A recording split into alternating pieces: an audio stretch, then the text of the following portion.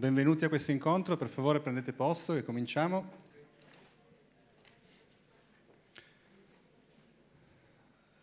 Sono Juan Carlos De Martínez, sono docente qui al Politecnico e sono il co-curatore del festival insieme a Luca De Biase, che è qua in giro, è correttore, anche lui qua in giro in questi incontri. Benvenuti a questo incontro che vi introduco in italiano e poi passeremo all'utilizzo dell'inglese con la traduzione simultanea per chi ne ha bisogno. Da dietro stanno distribuendo le cuffie. Allora, è con grande piacere che vi introduco una persona che conosco molto bene, che è un'amica, Sandra Cortesi, studiosa che da molti anni lavora all'Università di Harvard.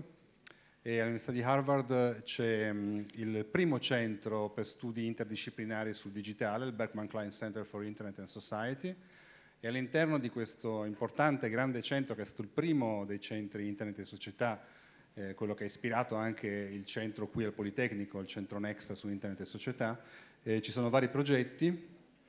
Uno dei progetti più importanti è il progetto chiamato Youth and Media, quindi un progetto dedicato al rapporto tra i giovani di varia età e i media digitali. La direttrice di questo progetto è la nostra ospite di oggi, che è Sandra Cortesi.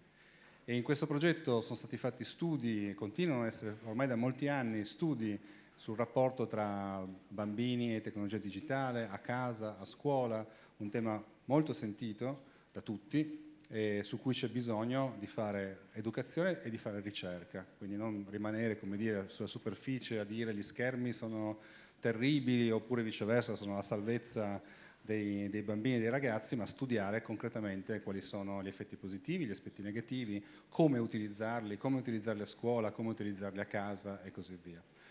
E questo anche in un'ottica internazionale, quindi non soltanto studiare i bambini e i ragazzi statunitensi o europei, ma provare a allargare lo sguardo e quindi vedere come in diverse culture questo rapporto cambi, e quindi dal Latino America all'Asia, all'Africa, eccetera, che è un aspetto molto importante per questo tipo di ricerche, che altrimenti rischiano di rimanere molto molto eurocentriche o nordamericanocentriche.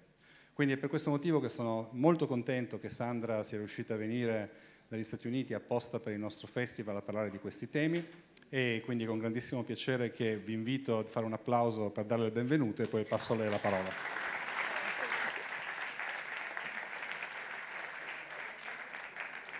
Thank you so much. First of all, thank you, my dear friend and colleague Juan Carlos, for actually inviting me to come and speak here today, and for convincing me and encouraging me to speak in front of so many people. So I'm delighted to be here. You heard it already a little bit. My name is Sandra Cortesi. I will be speaking in English, although it's not my first language, so hopefully it will be easy to follow for all of us. I'm the director of the Youth and Media Project, as you already heard, which is a project at a research center called the Berkman Klein Center for Internet and Society. It's a relatively big research center, about 200, 250 people studying the impact of technology on society. And within that big community, I lead a small team called the Youth and Media Team and Project. I grew up my first 11 years in Colombia in Latin America. I wish I would be Italian. My name makes it very much seem like I am from Italy. But my name is from the Italian part of Switzerland, where I studied and lived many years. And I have been in Boston for 10 years now. 2 weeks ago was my 10-year anniversary, which I never intended to happen. I thought I will go after graduation, after my master's, for 8 months. 10 years later, I'm still there. I focus on young people, but not on the little ones. So if you were hoping that I would talk about young people ages 0 to 6, that's usually not my community. I study young people ages 12 to 18. I'm happy to explain a little bit more why, but it has a lot to do with, one, I don't study people over the age of 18 because that's a very different conversation, often a very different legal conversation. I must also admit I'm a psychologist. But I study the 12 to 18-year-olds because that's an equivalent of middle and high school in the United States. And so that's a space that is important to me for many reasons I will demonstrate. Usually I don't look like this at all. This is how my life looks like. On average, I spend most of my time with young people. We do something at Youth and Media called participatory research, where we think it's really, really important that you study young people from their perspective and not from the perspective of adults, top-down, making observations and decisions. And so, as Juan Carlos already mentioned, I do that internationally in the US, but also in Latin America, in many places where I speak the language, and in other places where I don't speak the language. I work, for instance, with UNICEF and support different NGOs and international organizations in working with young people, but at a very local level in the local language. I do think that's very important for many reasons. I'm also happy to allude a little bit further. 14 years ago, I started to work on young people, or I started to study young people, and people always ask me why. Why young people? Why not any other demographic? Again, I studied psychology 14 years ago. Technology was a very, very different conversation. It sounds maybe a little bit strange, but we just had mobile phones. We started to a little bit use social media. File sharing was a big topic. But being a student, I was, 22 years old roughly, I started to feel that young people can be almost like a seismograph for new things that are emerging, because I saw that young people were often the people that were using or adopting technology at first.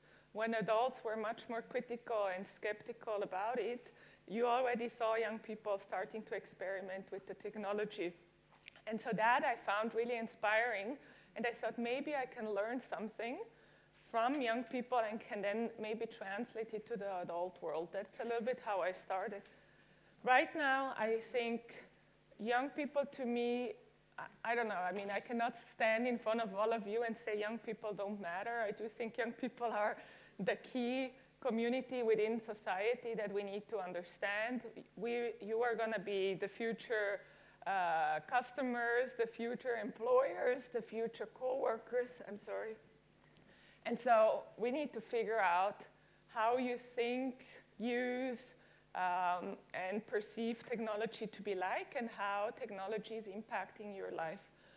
So many, many years ago, I contributed as a young student to this book called Born Digital, which was written by two colleagues of mine, John Palfrey and Urs Gasser, two probably of the pioneers studying young people and technology.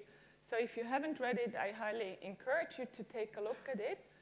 The thing is, that book the first version came out 2006, long time ago, but it was a book written from parents for parents.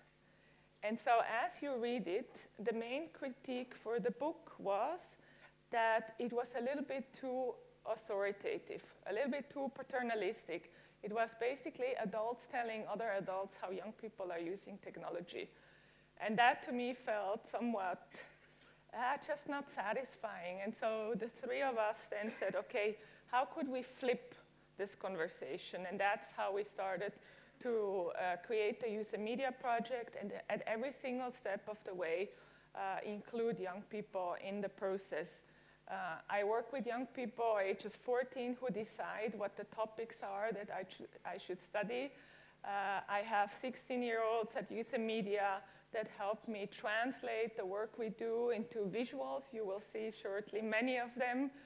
But I also have really talented young people that help with data analysis, report writing, all the things you think a traditional academic would do, plus many other things.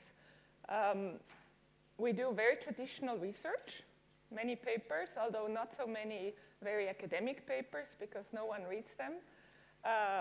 But we also do shorter briefs and reports and things that are accessible to the public. Everything we do is for free, available online.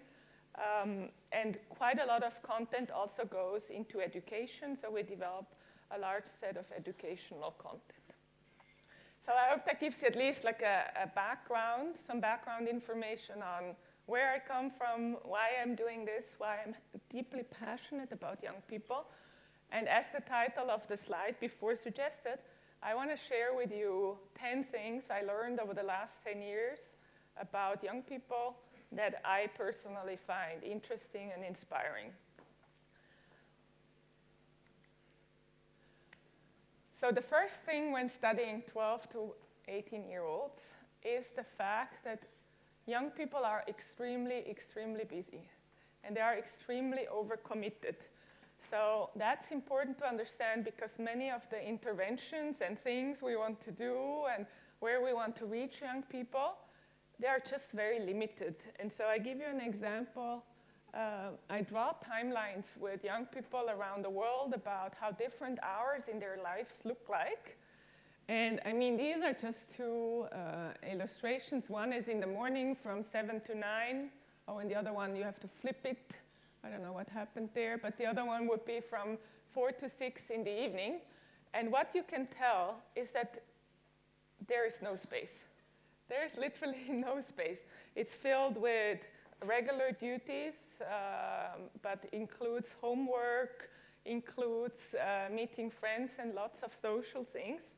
And so when we think then about the future and what we can do and the types of initiatives we can implement in society to reach young people, we have to be very aware that we have very small windows where we can still work with young people and engage them and have a dialogue with them. Second observation is young people's social media platform, the portfolios are very, very diverse. When I started my work 10 years ago, there was only one platform. What was it? Facebook, only Facebook. The more I studied, the more interesting it became. Because you see on the top row, you see all the traditional social media platforms, which are obviously Facebook, Instagram, Twitter, Tumblr, YouTube, and now more prominently, for instance, also TikTok. That was the first kind of layer. The second layer was all the instant messaging apps. Second row with WhatsApp, Messenger, Hangouts, WeChat, and all the other ones. Then came kind of so then the platforms that then came about were slightly different in style. So for instance, some of them let you chat, but things would disappear. More, for instance, like Snapchat. And others were there to connect you, for instance, more with strangers, where you could do things like Omegle and the like. And more also games came up and became very popular, where at the beginning within the games you could not talk to each other. It was basically you playing the game. While now, if you game, chatting or talking or even, depending what your setup is, talking within the games has become a key feature of the games. So this is how it looks now, and the reasons why young people use one platform over the other, or why they use them all in parallel, have basically to do with the 5 things in those boxes. So a lot of it has to do with your individual preferences. So you are a picture person, so if you're a picture person, you're more likely to use Instagram over Twitter. But it can also be about your peers. So if all your friends are using Snapchat, it only makes sense to also use Snapchat yourself. It has a lot to do with the audiences. So if I want to reach my work audience, what would be the likely platform I would use? Probably LinkedIn, no? Or Twitter, maybe. It has to do with the features. So if you are a person that likes texting more than video communication, let me turn this off because it's very loud. That might give you an inclination to use, again, one platform over the other. It has to do with the context. So schools use Facebook and not Snapchat. After-school programs use Instagram or Twitter and not Snapchat. And it has to do with the perceived intimacy. So what do I mean by that? For some social media platforms, you need to know the person's real name. Facebook is a good example. For other platforms, you need to actually know the person's username, which is already one step closer to being more intimate, because anyone can know your real name. But to know basically your username, you need to know the person a little bit more deeply. Something more interesting is happening now. So on one hand, we are seeing that many young people have a preference. So if I would ask you, who of you in here prefer Facebook? Raise your hand. No, 3. So who of you would say you would like Instagram the most? So quite a lot. Who of you would say it's Snapchat? A few. So you see, we're starting though, even though if I would ask you how many of you have on your phone 5 of these at least? Raise your hand. So probably the largest majority. So you see the point. You started to diversify your portfolio. You use them all in parallel, but you have started to pick your own preference. Same with young people. The numbers currently suggest that YouTube, Instagram, and Snapchat are winning. So that's a big shift from the last 10 years ago. But what is now also becoming more interesting is that even within the same platform, young people are multiplying the accounts they have. So for those of you who before raised your hand with Instagram, how many of you have more than one Instagram account? A few. So you see the point. So that 5 years ago, that was not the case. Young people had one Instagram account, one Facebook account, one YouTube account. And now they are having multiple. The reason for that is that the adult world, among other things, caught up. So all the parents that used to before be on Facebook are now also on Instagram. And so if you have an Instagram account and your parents are on Instagram, you will likely share with them one account. Why? Because if you don't do it, you are in deep trouble. So you have one with everyone that is very clean, polished, nice pictures. And then usually you have a second one where it's less filtered, less polished, less clean. And then maybe if you have a pet, you might have a pet account. Or if you love food, you might have a food account. Or if you love travel, you might have a travel account. I think that seems very intuitive, and probably I don't have to convince you of it. But if you want to read more about this, we wrote an article about it with a podcast with 6 young people discussing the issue that you can download and listen to for free. It's on Medium. The third, maybe less optimistic thing is about young people and how we can reach them with information and traditional news. And so what I learned is youth may not be engaging as much with traditional news as we would like them to. That's a problem. It's a problem when we think about democracy. It's a problem when we think about how the broader society can reach young people. And my apologies if the left side is in German. I'm not sure how many people in here speak German, probably not too many. But the basic statements are on the right side, translating what is on the left. I did a project in Switzerland called the Youth Lab at the largest newspaper in Switzerland called 20 Minutes. And at the time when the project was running, a new study in Switzerland came out that basically said young people are news deprived and they are no longer reading the news. So how many of you would say you read a very traditional Italian newspaper on a daily basis, maybe? 5, 6. How many of you would say you're still quite informed about what's going on in Italy? The majority. So see, I think personally, young people are still reading what's going on around them, but they're just not using very traditional channels to do so. So you will read about Italian politics on Instagram or on Twitter or maybe potentially even on Snapchat, depends. But you may also read about global issues on these social media platforms. Still, nevertheless, it's actually an issue that young people are no longer reading traditional newspapers, and I don't think there's a quick fix for it. Some of the things young people say, why they are not reading the newspapers, first I have to also add a caveat. I think when I was 15, I did not read traditional newspapers on a routine basis. But I think I had at least access to, my parents read it, and sometimes when something interesting was happening, my parents would point it out, and maybe then I would be inclined to read it. But here's what young people say about traditional news.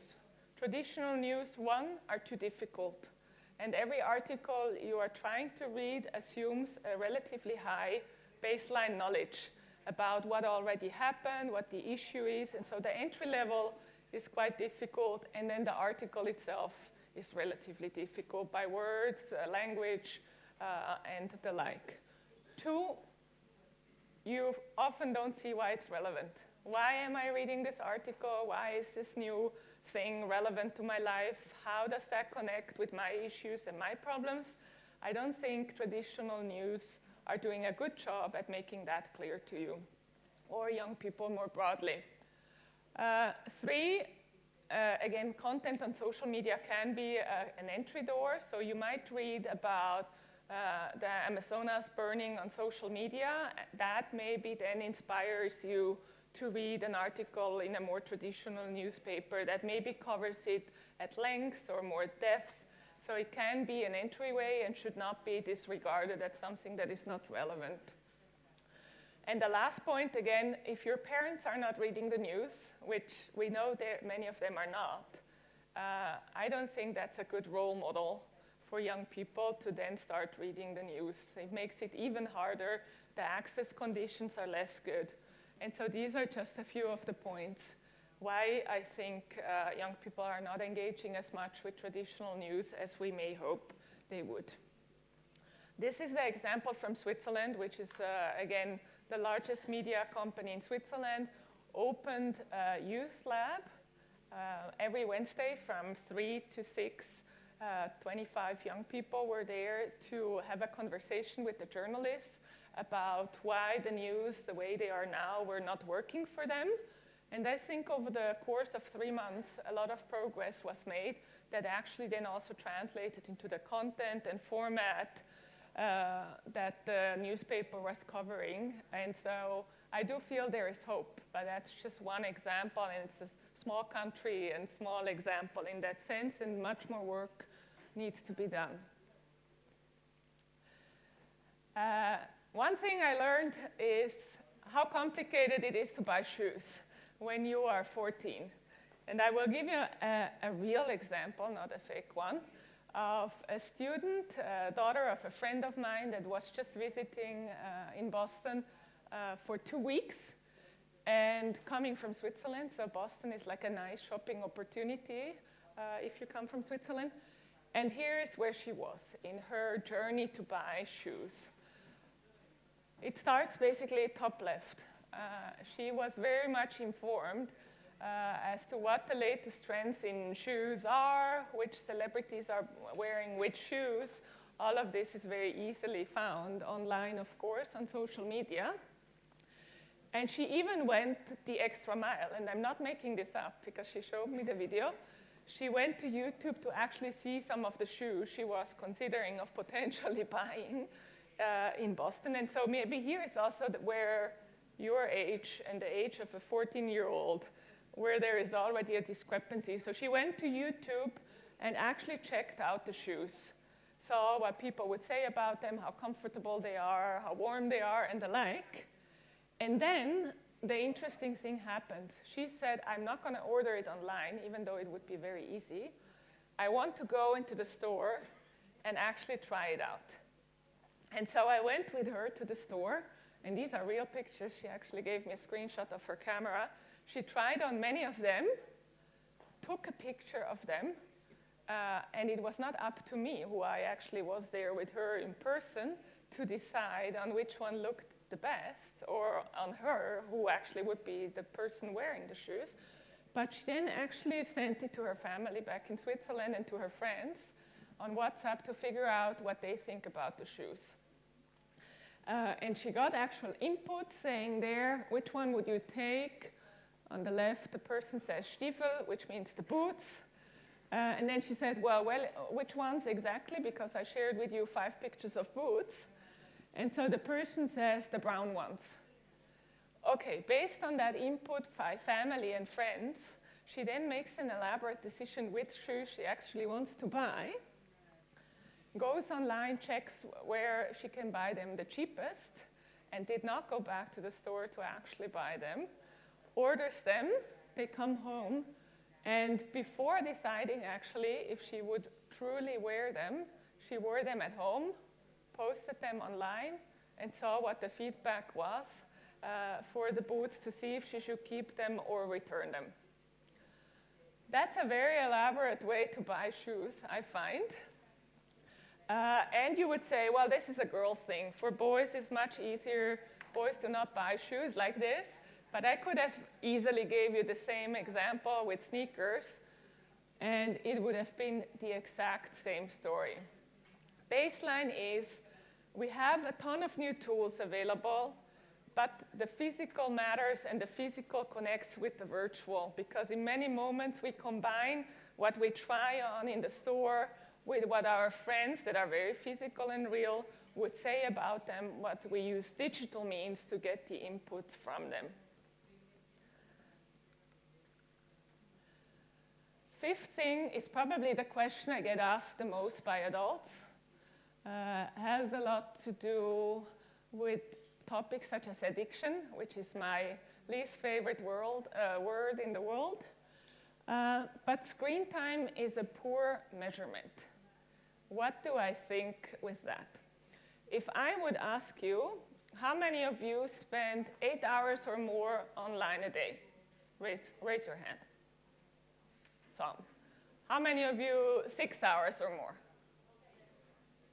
How about 4 hours? And so even there, I see some hesitation, and that hesitation is exactly the problem. Because what does it even mean to be online? What do I mean with that question?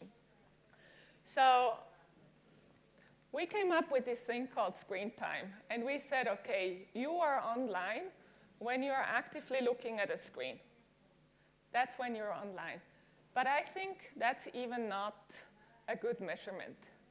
Why is that not a good measurement? Because many of you probably have phones in front of you, at least as far as I can tell. And even though the screen is probably off, not like on mine that is on, you could make the argument that you're online. You're not looking at the screen, you're online, because while the screen is off, you're still able to communicate with your friends, and things will pop up if they're really important. Nevertheless, if you actually ask young people, they say they are almost constantly online. It has to do with mobile phone adoption and how many more people can afford a mobile phone. It has to do with the data plans. It has to do with schools having Wi-Fi everywhere, more or less, at least in this part of the world. And if you look at the media and you would search for screen time, young people, or young people, addiction, technology, pictures like this would come up, where young people are in a museum in front of a super famous painting, basically sitting there and looking at their phones, and society would say, this is the problem. Young people cannot take off their eyes from the screen.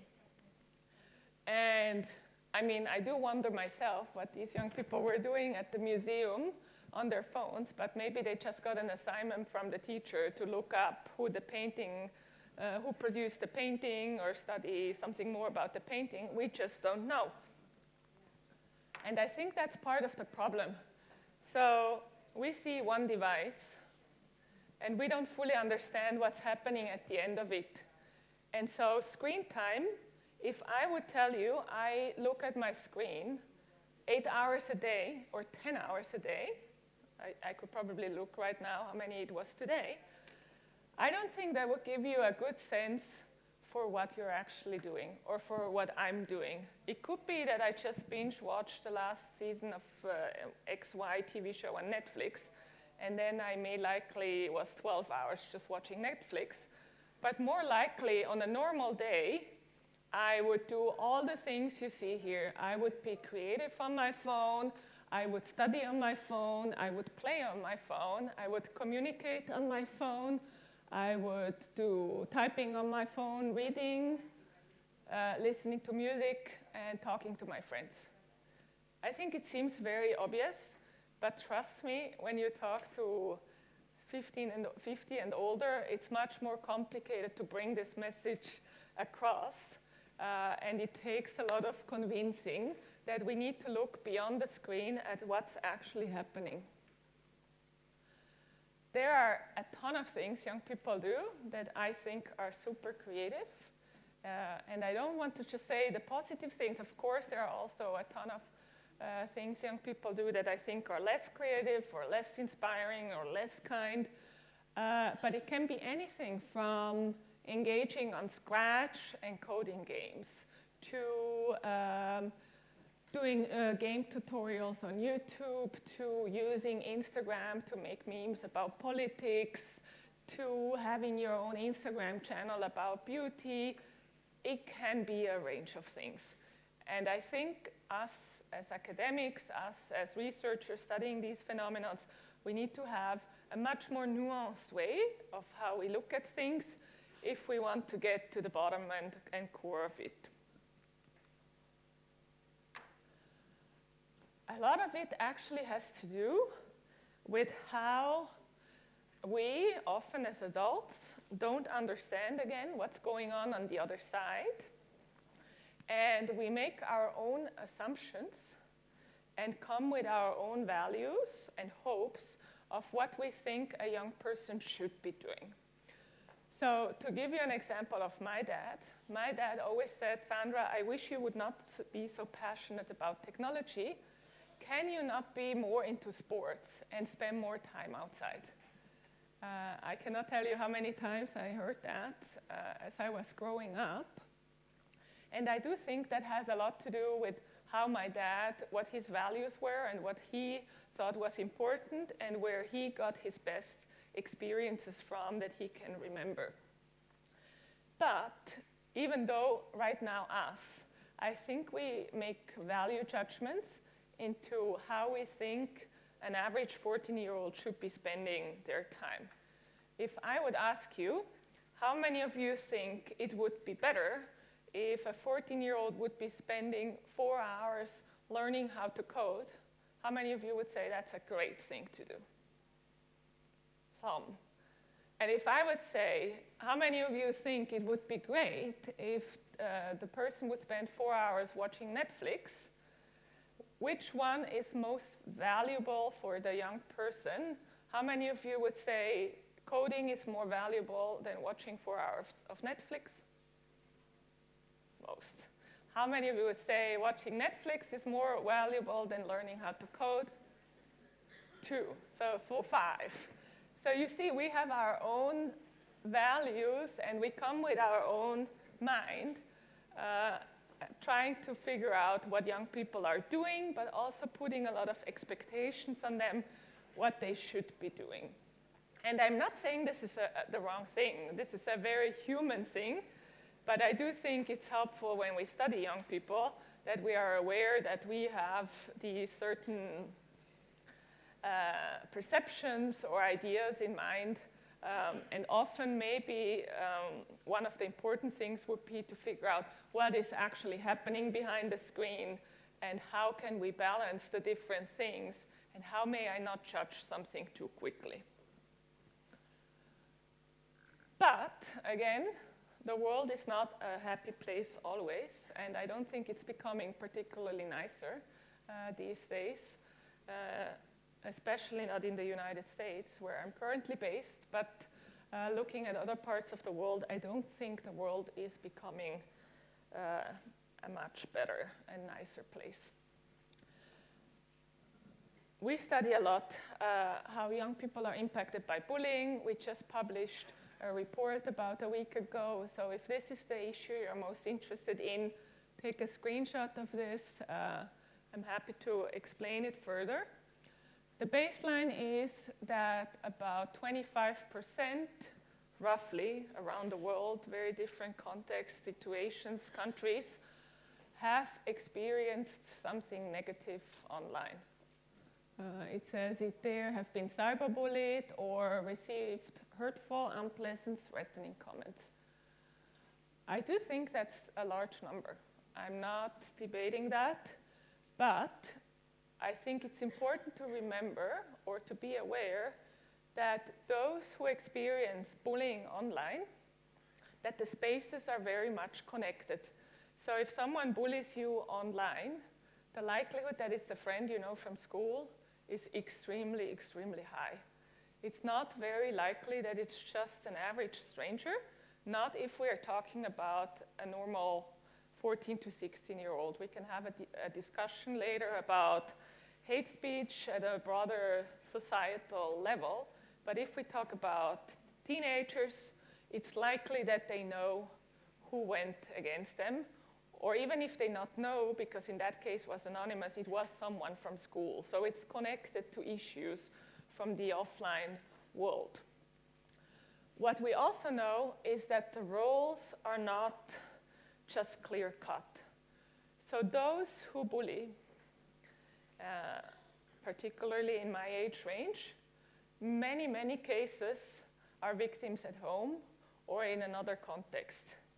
So if we're just going to now make the argument and say, if you bully someone, something bad should happen to you. You should be expelled from school, or you should have some sort of punishment. We should be aware that in many cases we would punish someone that has been hurt in another case. And I think that's crucial to keep in mind. But the good news is I do think schools can do a lot. School policies and how schools address issues of bullying are key. Creating a positive school climate, for instance, is key. How you do that, I'm happy to go into further detail if that's a question of interest. And what we know from all studies over the world that has been done, zero tolerance and punitive measures are just not effective. And so if this is an area of your work, I'm sure you fully understand that because it seems very obvious to you. If it's not an area of your work, then maybe take it away as we need to find better ways as to be heavily punitive when something goes wrong, particularly in the case of young people. Again, this is the report if it's of interest to you, and I'm happy to explain more about it. Seventh point, again, probably obvious to many of you in here, but it's one of the questions I get asked the most. If young people share so much information online, how does that match them caring about privacy? If you care about privacy, why are you putting all these things online? And it's true, we post voluntarily a ton of things online. We post our real names, we post photos, we post, you name it. There are certain things we prefer to post more than others, at least young people. Again, real name, very popular. Why would I not post my real name? What's the issue here? There are other things they do not like to share as much online, and that's, for instance, the phone number. Again, phone number, this is probably the most personal thing they own. Everything else is in the context of family, probably, but phone number is something that is yours, and you hold it and keep it very close to yourself. What research has shown over the last 10 years is that young people do very much care about privacy. I have spoken to thousands of young people, but I haven't met a single one that says, I don't care about privacy. It has just not happened. The thing is, young people have a very different concept of privacy than adults have, and that's where the mismatch in the conversation can happen. So when young people think about privacy, the first thing that always comes to mind is my friends, my family, my parents, my teachers. And if I would ask you, how many strategies do you in this room, even though you're far way off my demographic, how many strategies do you have to keep things secret from your families, friends, and the like, that you don't want to see content? How important is it to you that you can keep your privacy in front of those communities? I don't think there would be someone here that would say that's not true.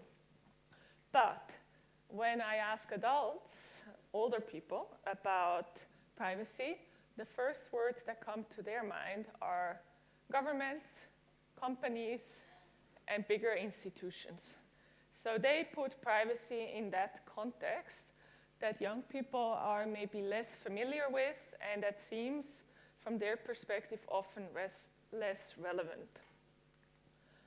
It's not a clear cut, even here, because we know from some of the more recent scandals around Facebook, for instance, and data leakage, that young people are being more aware about what's happening to the data that they voluntarily share. All the pictures you share, the locations we share, the videos we share, the names and content we share, more broadly speaking.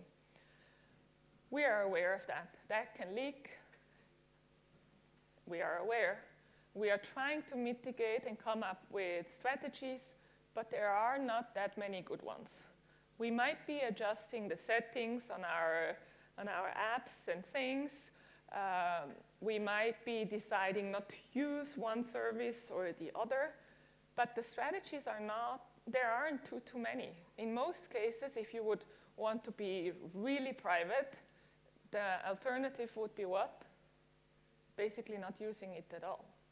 Because the moment you start to use it, they are designed exactly that way, that you're supposed to share, you're supposed to be tracked. The two things that are less familiar, and I think that's where education will come in and where we have to do more work, is around data traces. So what are you leaving behind as you visit certain apps and platforms, either in form of cookies or you name it. I think there we are a little bit aware that sometimes we receive pop-ups and things, or suddenly in our emails, we browse for a sneaker, and the sneaker suddenly appears in our browser or email. I think we're starting to get aware of it, that something is happening with our behavior and that our behavior is being tracked. What is not aware, because it's just currently a little bit the black box, is what companies are actually doing with our data and how data is being combined from different places. We are just not very much aware. We don't fully understand that a like over here and a comment over there can say a certain thing about us. And even worse, with more emerging technologies and emerging techniques, it's not even just about us. I'm with you in a class or in a room. All of you do a certain thing. That might say exactly enough about me. So if I give you an example soon, we're going to be very hungry. So if the world would know that you are all eating because you're all hungry, it's very likely that I'm also hungry. Or if we are in a like-minded community and all of you would like one thing, it's just very likely that I would do the same. And so it's no longer just about what I share or what I click or where I go, but the tools and techniques are becoming sufficiently sophisticated that they can just say based on what you do and not just what I do.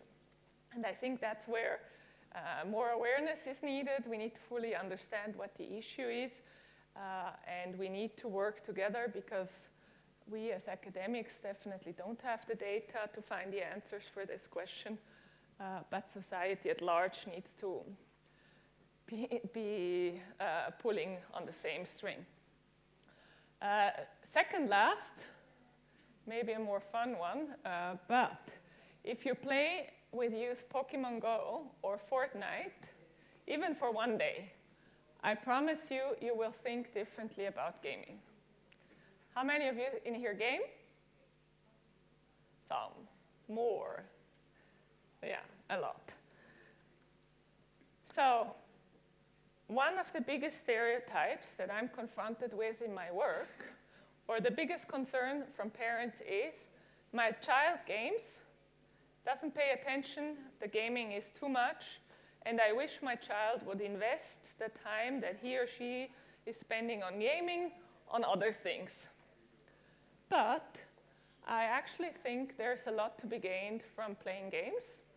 This is not my data on either of the two sides, but I do think, and I found this list inspirational on the left side, 15 things you can learn from games that help you in life or help you understand life.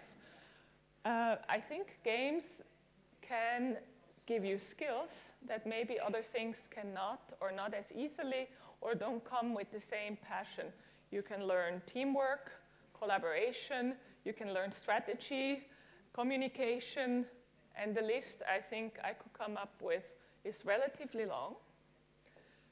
Nevertheless, problems come up in families, and probably many of you remember, as I do, having conversations with your parents about gaming and why you would not come to dinner table when they would ask you to.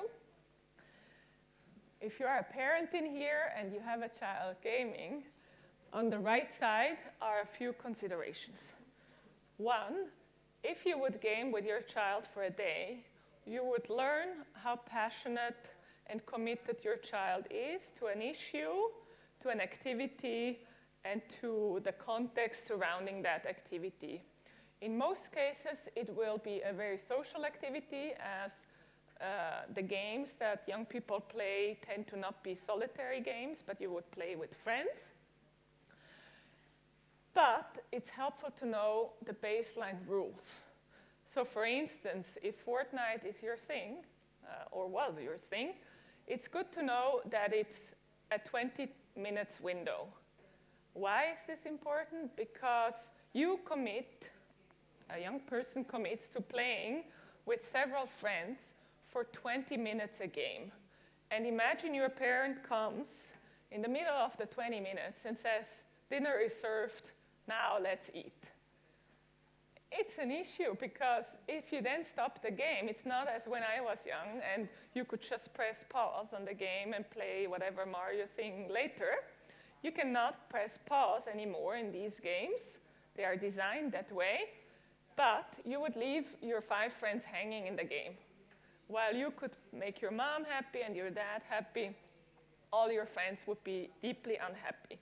And so if you are a parent and your child is gaming, it's good to know what kind of game it is, to just know when your child is playing Fortnite and it's a 20-minute window, you can simply ask, where in the window are you?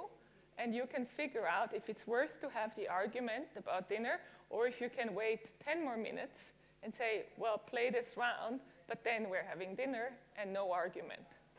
It's a balance act. I'm not saying we should never argue, but I think it helps to know the baselines.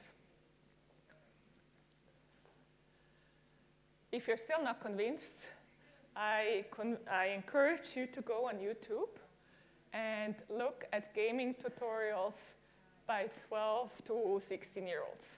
It's the most amazing thing. It's the most inspirational thing. It's just, to me, astonishing. You go there, you learn a ton of things. Can be any game. I picked here, what did I pick? Minecraft, no. Well, but you can choose any game, and there are tutorials on YouTube, I promise, and a 14-year-old deeply passionate showing you strategies, skills, and how to win the game. Watch 3 and email me if you're not convinced or inspired. second to last, I'm almost done, work is the future of work is a key issue. How many of you are concerned about your future jobs? Lots. Lots, probably otherwise it would be a surprise.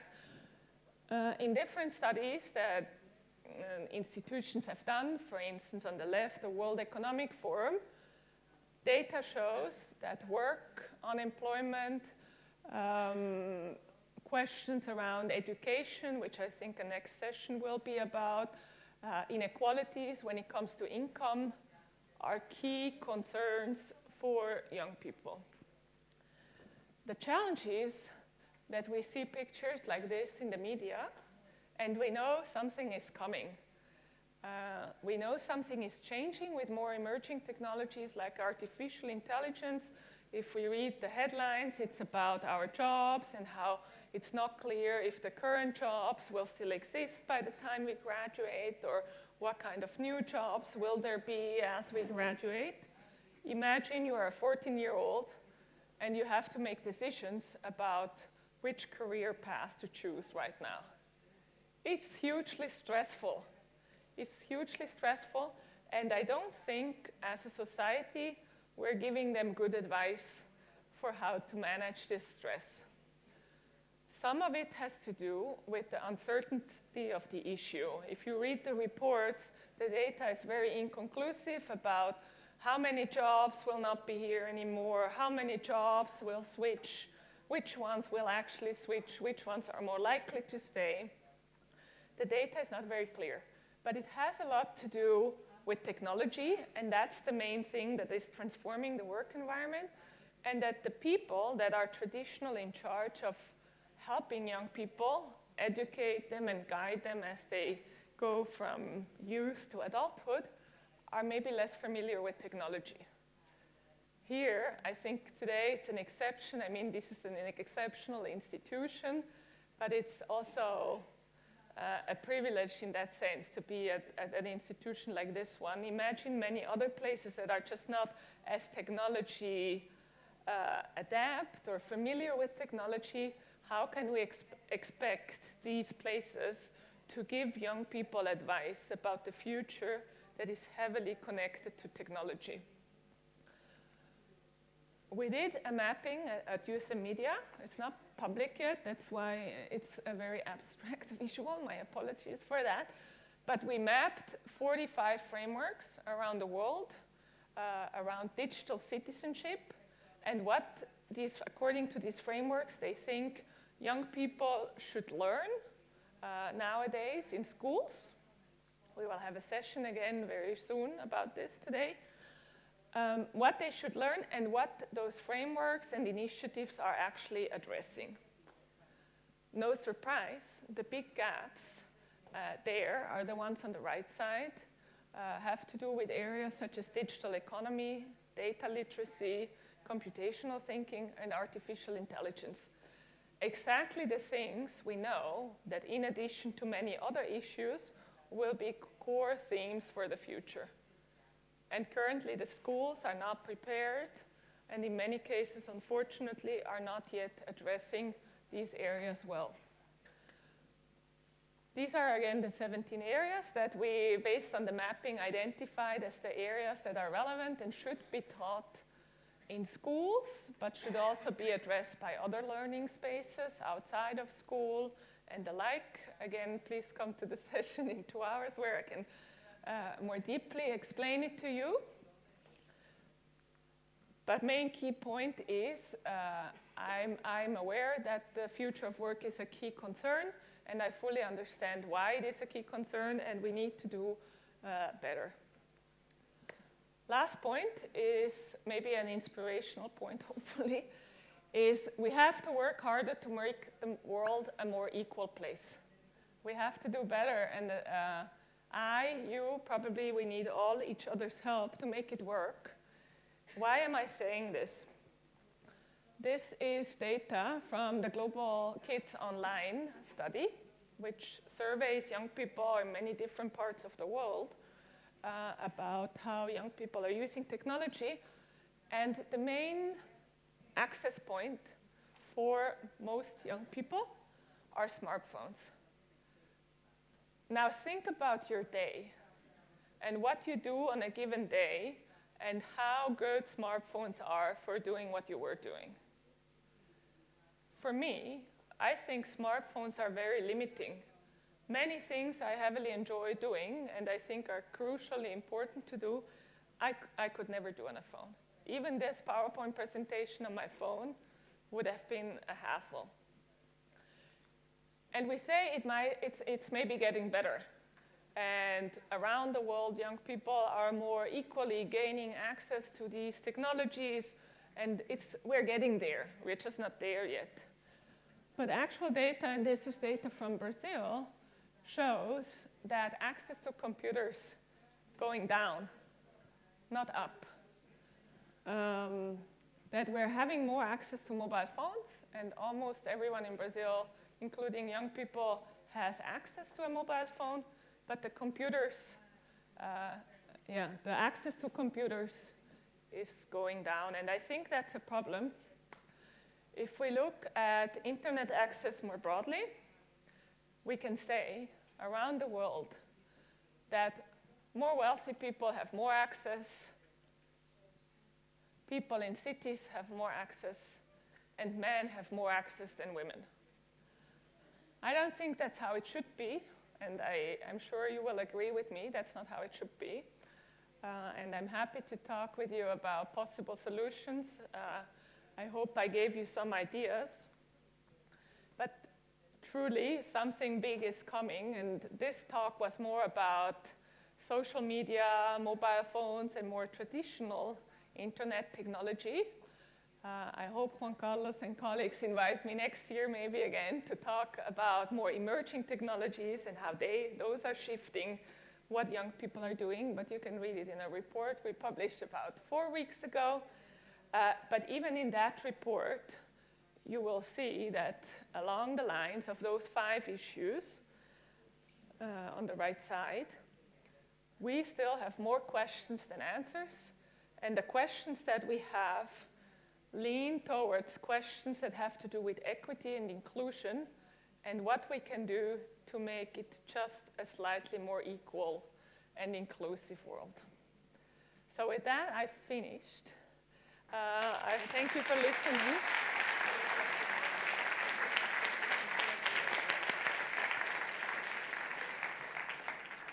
I'm grateful that you listened for this long. I'm not sure I would have done the same, but we still have some time for a few questions. If you have questions, can be about the content or my work more broadly. What questions do you have? Yes.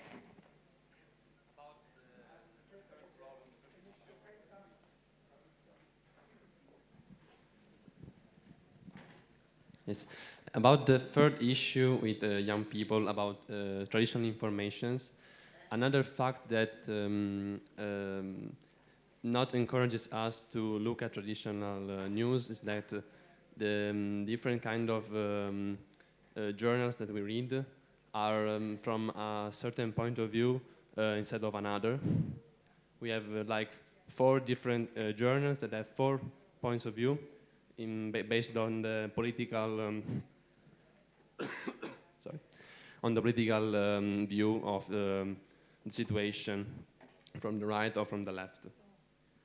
I think that's similar in many parts of the world, with the only difference that I'm not sure, and I'm hesitant, I'm not sure an average 14-year-old would fully understand from which perspective this newspaper is coming from. And what makes it also difficult is that it might be the preferred newspaper from your parents, in many cases, if you're talking about young people. But if you're talking about slightly older people, I think that's a key issue there. Yes, this connects with the parents' issue, and to have a more complex and more complete look at the situation, you have to read at least 2 or 3 different journals. Exactly. To have more data on the news itself. Exactly. So it becomes very labor-intensive also, and it has quite a lot to do with trust. which is a major issue when we think about misinformation and the like. Thank you so much. Any other questions? What other questions do you have? Maybe one here? I don't know if there are more at the top. I think down here there was one question. Hi, I wanted to follow up on the last bit about the skills that people are, young people are acquiring or not acquiring. What is it that schools can do to prepare kids better for the future? Well, I think schools have it tough because the curriculum is relatively packed, and the windows where teachers have a certain way to explore new things are very small. First thing they can do is, obviously, you can start integrating technology more across the curriculum. So think about connected learning and how young people learn, but it wouldn't be trivial to include YouTube into class or things like Scratch and Khan Academy and other platforms. However, if you look at the 17 areas that I showed you, the question remains, if you're a traditional math teacher or history teacher, how do the 17 areas connect with the work you do? And I think that's where us educators broadly need to help teachers to develop the right contents that I can say, if you teach history, identity should be still of relevance to you, and here is a 20-minute thing that I can give to you for how you can include digital identity into a traditional history class. But I think there are two types of things they can do. One is on the technology side itself, and then the other one is on the content and how it connects to digital life broadly. But come to the session in an hour, and then I will explain it in detail, because it will be just on education. Any other questions? What other questions do you have? One more. Excuse me, I presume that your investigation is much more related to the American people, European people, and some Chinese or Japanese people is going to use this kind of features. But this can be 2 billion, and we altogether are 7.5 billion today, and probably we have to increase it. So I think there is a division, no, between this kind of people that you are investigating and the other people. What about I do study young people globally. Globally. So I study, if you look at Asia, I study Malaysia, Indonesia, Vietnam, China, Japan. But this is a part, just a part, because Chinese are roughly 1.4 billion, no, for yes. million. And I think that Chinese that use these kind of things can be 600,000 people, not more. You are absolutely right. The question is, what changes dramatically from one country to another one? So on one hand, the tools change. So if I say a European young person uses Instagram, a Chinese student is much likely to be on WeChat or you name it, another platform.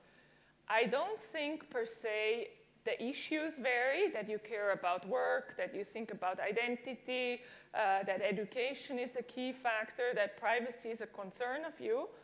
But the context in which you grow up impacts how you perceive those platforms to be, how you think about Chinese, how you think about the government, and how comfortable you feel that certain institutions have more or less say about what you do online and how you spend your time. In the US context, companies; in the Chinese context, governments.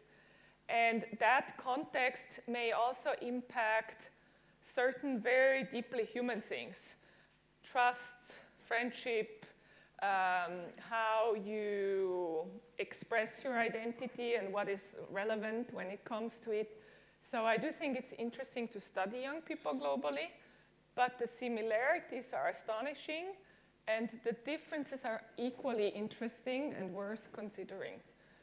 But in quite a lot of things, young people across the world are very, very similar. Very, very similar. Very similar. So because in my opinion, you are going too fast. Could be. One more question over there. And then I think I will let you go because you have more sessions to go.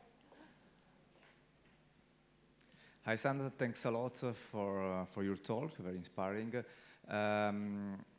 This is a topic in which I have very small knowledge. All my knowledge is observational from my family. So I start, my question starts from the observation I make at home.